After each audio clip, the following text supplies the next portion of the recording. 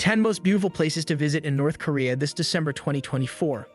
There is a possibility that North Korea will close its borders to tourists from other countries in the year 2024. Thus, it is crucial to begin making preparations for a trip to the Hermit Kingdom.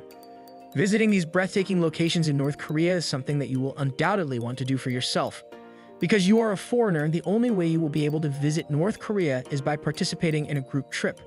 This implies that your schedule will be predetermined and you won't have to worry about it, right? Hold on a second. Let's see top 10 places to visit. The Exhibition of International Friendships comes at number 10. This is without a doubt one of the most fascinating locations that can be found in North Korea. The International Friendship Exhibition is a massive collection of gifts that were given to Kim Il-sung, Kim Jong-il, and Kim Jong-un by officials from other countries when they visited North Korea recently.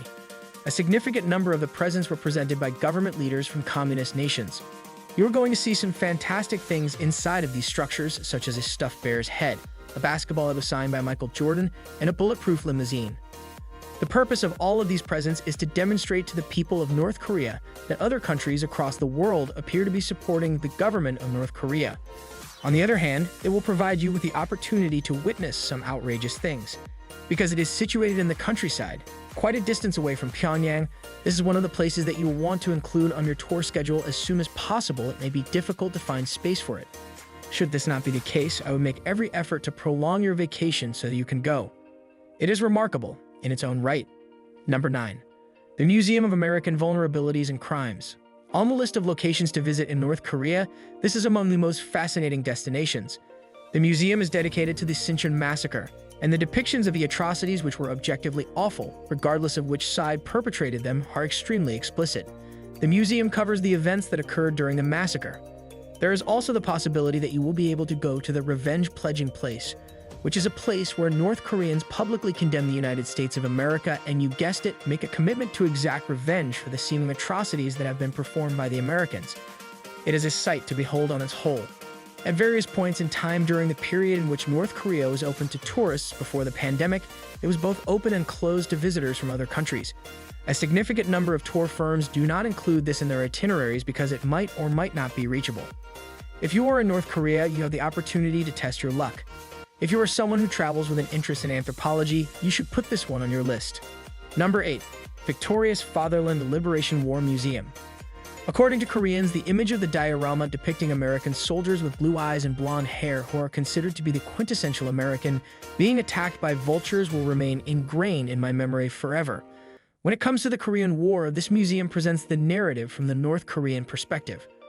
When compared to the Museum of American Atrocities, the Victorious Fatherland Liberation War Museum in Pyongyang holds a significantly lower level of intensity.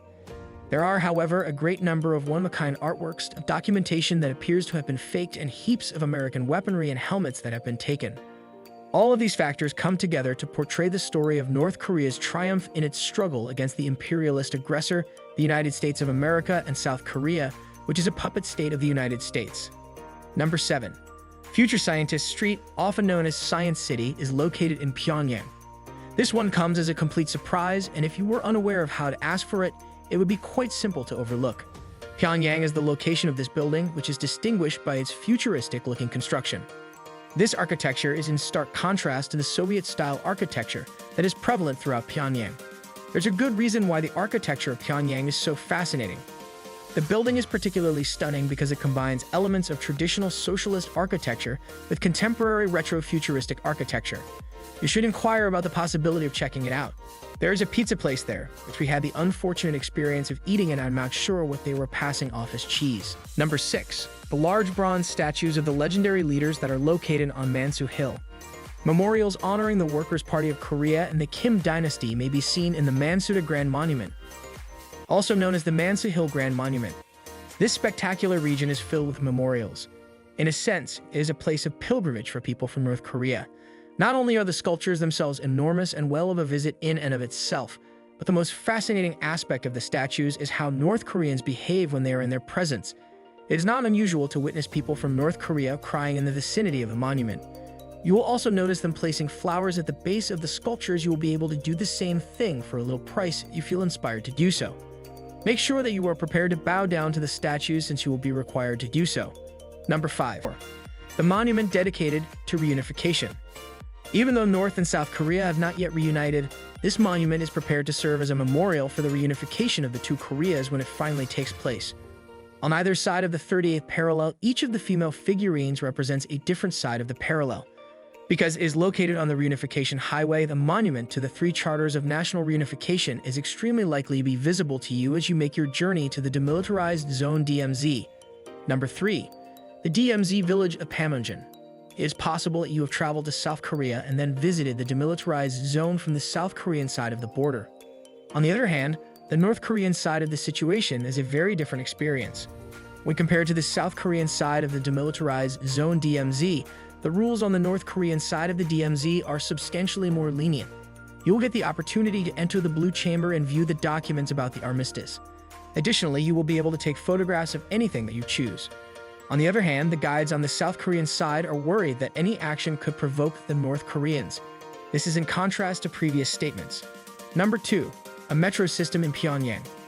You can sense the depth of this subway, which is comparable to that of Kyiv and is one of the deepest in the world. After more than 2.5 minutes of standing on the escalator, we were finally able to reach the bottom of the building. It also functions as a bomb bunker.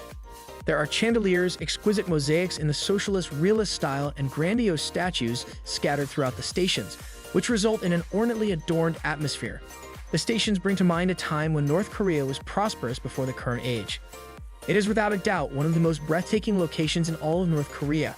On certain excursions, you will have the opportunity to ride the metro, so if this is something that you are interested in doing, you should make sure to look for a trip that offers this activity. Number 1.